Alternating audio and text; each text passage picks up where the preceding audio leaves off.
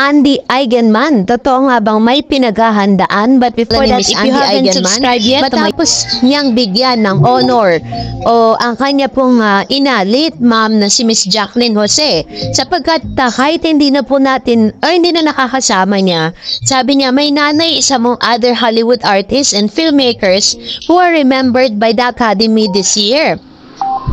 Dahil last March for 2025 nga ay kinilala, no? The showbiz personality Andy Eigenman shared that her mother late Cannes Award winning actress Jacqueline Jose was among those honored on the Academy Awards latest in memoriam webpage. The Surigao-based content creator on Monday, March 3 shared a screen grab of the Oscar webpage dedicated to personalities who passed away in 2024 and 2025. Sabi niya, my nanay is among the Hollywood artists and filmmakers who are remembered by the Academy this year, and Andy write on in an Instagram stories.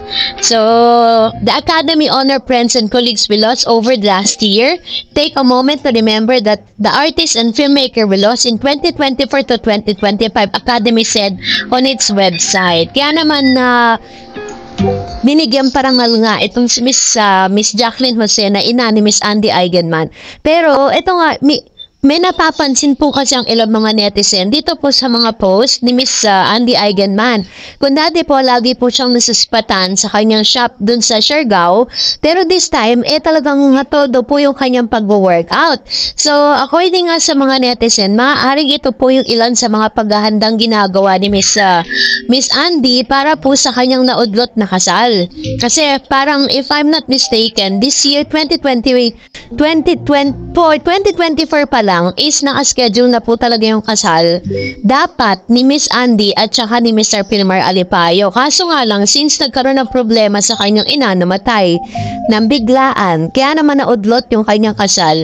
And I think, ito po isa sa mga preparation niya para talagang fit po yung kanyang pangatawan pagdating po dun sa kanyang isusuot na gown. Yun po yung ilan sa mga interpretation na lumalabas sa social media, no, na nakasubaybay dito po sa buhay ni Andy Eigenman. So, kitang-kita po natin na talagang ito po yung pinaka-maraming post niya na kamakailan lang din ay namataan si Miss Andy Eigenman, na nasa Maynila po siya, and kasama po ng mga Eigenman sisters and brothers niya dito sa Manila dahil if sila po ay nag-celebrate ng 40th, no? Yung parang 40 days ng kanyang mami, no, na si Miss Jacqueline Jose sa pagpanaw nito. Pero napansin din ng mga netizen na tila baga-absent si Pilmar sa pagdiriwang na yon, doon po sa event na yon. So, ang tanungan ng marami, bakit daw kapag nakakaroon ng gathering or parang pagkasama ni Miss Andy Eigenman yung kanyang mga kapatid at kapamilya, tila baga umiiwas si Pilmar na makasama ang pamilya ni Miss Andy Eigenman. Ano nga ba? No, ayan ang tanong ng marami. Ano nga ba at sino nga ba ang iniiwasan ni Pilmar? O maaaring nahihiya siya sa mga issue na naglabasa, no, bago po maganap ang event na yan.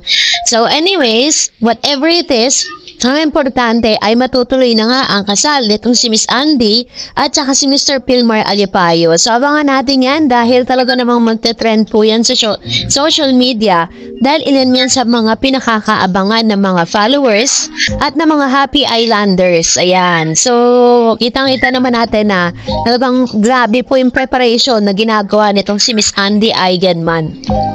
At ngayon naman, mag-react tayo sa ilan sa mga komento at reaction po ninyo patungkol naman sa ating last updates dito po kay Miss Andy Eigenman at kay Mr. Pilmar Alipayo. Unahin natin ang komento mula kay Mr. Lloyd Tolentino. Sabi niya, Derek, ipagtatanggol talaga nila ang katulad na balat nila. Ayan, so ito yung kanyang komento with regards to this. And another one, sabi ni Sandra, huwag naman sabihin na chipipay, may narating na si Andy, pa-international man o mapa-local naman. Merong na napatunayan sa award si Andy Eigenman especially in Cannes Festival in France. Sa kalimutan na ni Miss Solis, di ba't magkasabay pang nanalo si Nanay Jacqueline niya, Best Actress at Best Actress. Ayan, so sabay-sabay.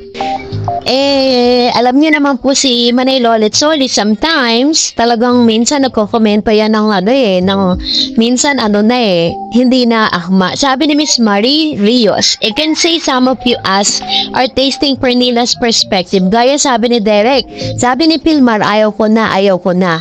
And that this is a toxic relationship daw. And yet, here we are. May mga subscribers sabi, Andy, iwanan mo yan. When Andy posted about what Pernila did and Pilmar, we all assume that they are both held accountable for their action. But Pernila got the bitter end of it, and Andy quickly turned 180 from emotional roller coaster to vlogging again as usual.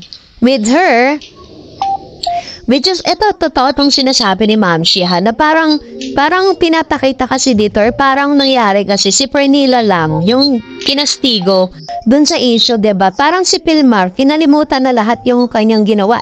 Well, in fact, si Pilmar naman talaga may problema dito. Kasi ginawa niya yan without the permission of her, asawa or girlfriend.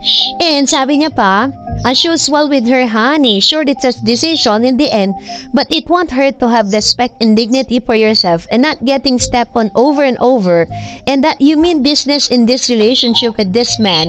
I've seen this with my dad and my brother's relationship with women, so yet I have seen it. Ayan. So parang nakikita niya daw yung mga nangyayaring ganito doon sa kanyang daddy. So anyways, hindi natin pwedeng panghimasukan kasi kung ano po yung nagaganap kasi tanging si Gay Pilmar, si Andy, at saka si Miss Pernila Zo ang nakakaalam ng lahat ng yan. Sabi ni Miss Christina Smith, Derek and Allen, mind your own business. Your friend can defend herself. She's matured women, not because she's mabait, di siya pwedeng makiapid. Both of you have been through some yucky experience before judging. Andy, both of you look at the mirror. Ayan, sabi ni Mr. Lloyd, Derek, pagtatanggol talaga nila ang katulad balat nila. Ayun, so ito naman po yung parang ang pinopoint out kasi ng mga netizen, bakit kinakampihan itong si Derek, ito ang si Pernila Jo, parang bakit sila yung nagiging tagapagsalita ng tao, ba't hindi si Pernila ang magsalita on her behalf, no? Sabi ni Miss Marilios, I can say some of us are tasting Pernila's perspective. Gaya sabi ni Derek, ayun, naulit lang yung sinabi niya. So, salamat po sa inyong mga komento, and that's it for today. For more videos and updates, please don't forget to like, share, and subscribe, at please don't forget to follow my Facebook page, Dar Eds TV. God bless everyone!